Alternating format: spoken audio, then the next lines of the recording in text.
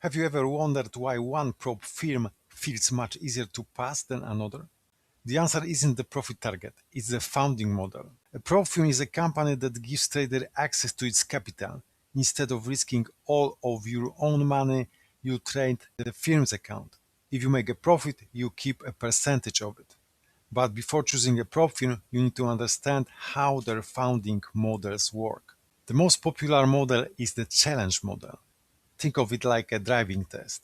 Before you can drive the company's money, you first have to prove your skills. For example, you may need to make an 8% profit without losing more than 10% of the account.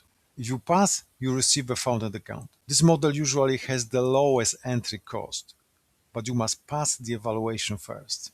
The second model is instant funding. Here, there is no challenge. You receive a funded account immediately. That sounds great, but there's a trade-off.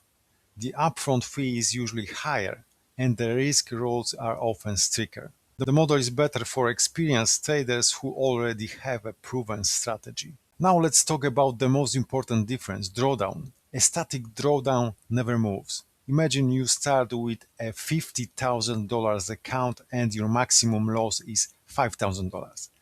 No matter how much profit you make, your loss limit stays the same. Simple. The trading drawdown works differently.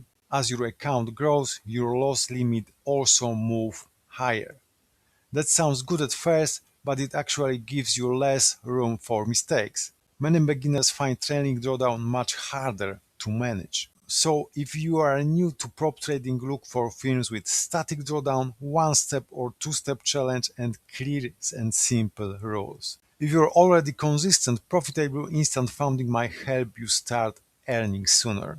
The best prop firm isn't always the cheapest one. It's the one whose rules fit your trading style.